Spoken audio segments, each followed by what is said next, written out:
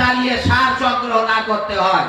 যদি তা করতে না হয় তাহলে আমরা এই কুষ্টিয়া এলাকা থেকে বাংলাদেশের সিংহভাগ ফসল আমরা কুষ্টিয়া এলাকা থেকে দিতে পারবো ইনশাআল্লাহ।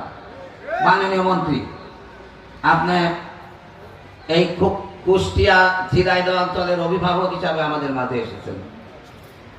আমার শ্রদ্ধেয় উস্তাদ মেহেদী রুমি ভাই বললেন আমাদের খুকসার এই গোড়াই সেতুটা কেন টেন্ডার হচ্ছে না আমরা জানি না। আমরা চাই আপনার হাত ধরে এই গোড়াই সেতুটা নির্মিত হোক এবং আপনার শৈলকুপা এবং খুকসার মধ্যে একটা নতুন সেতু বন্ধন তৈরি হবে। আমরা আপনার হাত দিয়ে এই সেতুটা উদ্বোধন করতে চাই। এইটা যাতে হয়, আপনার যতটুকু সুযোগ আছে আপনি ইনশাআল্লাহ আমাদের এই সেতুটা করার ব্যাপারে সহযোগিতা করবেন।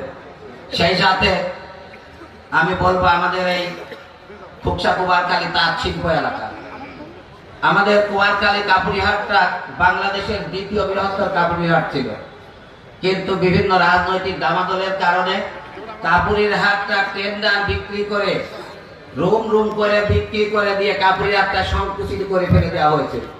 সেই পুরাতন ঐতিহ্যটা কুমারখালী খুকসাতে আর নাই।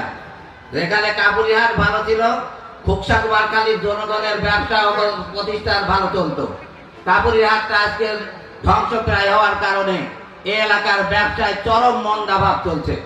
আমি আপনার মাধ্যমে কুমারখালীর কাপুরিহাটটা নতুন ভাবে সংস্কার করে এই এলাকার তাঁতিদের এবং এই এলাকার কৃষকদের সার ক্রয়ের জন্য বিনামূল্যে লোনের কোনো ব্যবস্থা করা যায় কিনা আমি আপনার কাছে বিনীতভাবে অনুরোধ জানাবো, আপনি সেই ব্যবস্থা করবেন ইনশাআল্লাহ।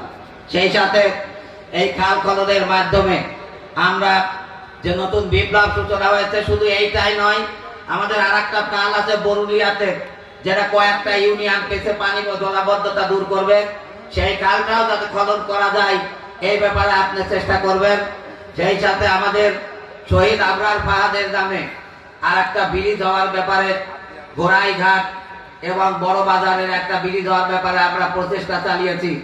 আমরা চাই আপনার মাধ্যমে আমাদের এই উন্নয়ন কাজগুলো করে আমরা এই খুকসা কুমারখালীকে একটা মডেল খুকসা কুমারখালী হিসাবে আমরা মাননীয় প্রধানমন্ত্রীকে উপহার দিতে চাই। আপনারা চান তো ইনশাআল্লাহ? আমরা সেইটা উপহার দেব আপনার হাত ধরে। প্রিয় এলাকাবাসী, আমরা বলবো যা আসেন এই খুকসা কুমারখালী গড়ার জন্য আমরা সবাই কাঁধে কাঁধ মিলিয়ে কাজ করি। এই আহ্বান জানিয়ে মাননীয় প্রধানমন্ত্রীকে, প্রধান অতিথিকে আমাদের খুকসা কুমারখালীবাসীর পক্ষ থেকে মুবারকবাদ জানিয়ে আমার কথা শেষ করছি।